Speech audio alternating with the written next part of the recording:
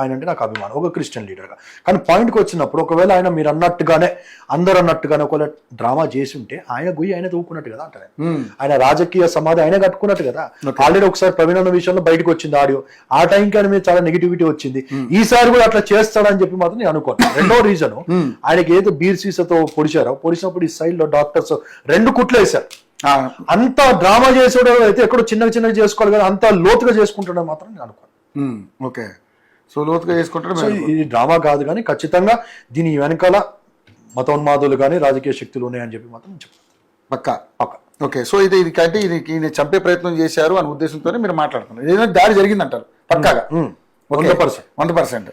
Investigation చేస్తా ఉన్నారు కాబట్టి ఇన్వెస్టిగేషన్ లో ఒకవేళ మీరు అన్నట్టు డ్రామా అయితే పోలీసు వాళ్ళని తీసుకొని ముందు పెట్టమనండి. ఫూల్ అయ్యేది ఎవరు? నేనైతే కాదుగా, ఫూల్ అయితే ఆయనే. అభినయ దర్శనే ఫూల్ అయితే డ్రామా అని చెప్పి రేపన్నా ప్రజలు ఎవరు దగ్గర రానియరు, ఎవరు నమ్మరు. లాస్ అయ్యేది ఎవరు అంటే అభినయ దర్శనే. ఓకే, సో చూద్దాం మరి. అంటే మరి ఇక పోలీస్ ఇన్వెస్టిగేషన్ తెలియాలి ఏంటని, ఎవరో మాస్క్లు వేసుకొని వచ్చి కచిపులు వచ్చి తీసుకొచ్చి కొట్టారు. ఇంకో పాయింట్ అండి లాస్ట్, ఈయన ముందుగానే ప్లాన్ చేసుకుని వీడియోలు తీయించుకున్నాడు అనేది కూడా వస్తుంది, నిజమే అంటారు? అంటే జనరల్గా ఇప్పుడు అండి పబ్లిక్ ఫిగర్స్ ఎవరైనా కానీ ఇప్పుడు జనరల్గా వెనకాల ఒక కెమెరామ్యాన్, పిఏ, మేనేజర్స్ ఎవరు ఉంటారు, వాళ్ళు ఖచ్చితంగా వీడియో తీస్తూ ఉంటారు. ఆయన నేను ఇందాక బిగ్ టీవీలో చూసినప్పుడు అభినయ దర్శన్ క్లియర్గా మాట్లాడుతున్నాడు. బిగ్ టీవీ వాళ్ళు అడిగిన ప్రశ్నకి ఈ వీడియో కోసం వచ్చినప్పుడు ఆయన ఏమన్నారంటే, మేము వెళ్తున్నాము, నా మేనేజర్ ఉన్నాడు, మేనేజర్కి ఎప్పుడు నా బ్రీఫ్ ఉంటుంది, నేను ఏ యాక్టివిటీ కార్లోకి వెళ్ళి దిగేటప్పుడు రీల్స్ షూటింగ్స్ కామన్ వాళ్ళు ఆయన ఎప్పుడు ఫోన్ తీస్తూ ఉంటారు, ఈజ్ రెడీ. ఇప్పుడు అక్కడ జరిగింది ఏంటి, మేము వెళ్తున్న మార్గంలో టక్కమని చెప్పి కొంతమంది వచ్చి ఫస్ట్ కోడిగుడ్లు కొట్టారు, దాంతో రాళ్లతో దాడి చేశారు. ఇమీడియట్ గా నేను చెప్పేశాను వీడియో తీసుకున్నానా అన్నాడు. వీడియో స్టార్ట్ అయిపోయింది. అది కామన్ గా జరిగేదే కదా, ఆ షాక్ లో ఆయనకి ఎలగలేదేమో, బట్ నేను చెప్పానని చెప్పి ఒప్పుకున్నాడు. అంటే ప్రూఫ్ కోసం జరుగుతుంది కాబట్టి ఇమీడియట్ వీడియో తీసుకో అన్నాడు. తీసుకుంటా ఉన్నాడు. ఇంతలో ఇన్ని కార్లకి వెళ్ళి బయటికి లాగేశారంటే ఆయన దిగేటప్పుడు జారి కింద పడిపోయి ఈడ్చుకుంటూ లోపలికి వెళ్ళి కారం కొట్టి బాగా కొట్టారు, పొడిచారు, కడుపులో పొడవబోతుంది, నేను తప్పించుకుంటే తొడలు దిగిందని చెప్పాను. సో ఏదేమైనా అంటే ఎవరైనా, నేను కూడా ఒకటే కోరుకుంటుంది ఏంటంటే మతాల్ని కులాల్ని అడ్డు పెట్టుకుని రాజకీయం అయితే చేయకూడదు, తప్పదు. నువ్వేం చేస్తావు ప్రజలకు అనేది ఖచ్చితంగా మాట్లాడు.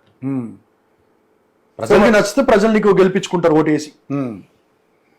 రైట్, సరే చూద్దాం ఈ ఇన్వెస్టిగేషన్లో ఏం జరుగుతుంది అనేది తెలుద్దాం. థ్యాంక్ యూ పీటర్ గారు, మా స్టూడియోకి వచ్చి మీరు చాలా అద్భుతంగా మీ వాక్చాతుర్యంతో బాగా మాట్లాడగలిగారు. మనం నెక్స్ట్ అసలు ఏంటి మత మార్పిడి ఏంటి, ఈ కార్యక్రమం ఏంటి, అసలు క్రిస్టియానిటీ భారతదేశంలో ఎందుకు అవసరమా కాదనేది మనం ఒకసారి డిబేట్ పెడదాం, దీని మీద డిస్కస్ చేద్దాం. దాని మీద మీ దగ్గర ఉన్న ఆధారాలు తీసుకురండి, నేను కూడా దానికి గట్టి ఆధారాలతో వస్తాను మీ దగ్గర. ఓకేనా? రైట్, థ్యాంక్ యూ పీటర్ గారు.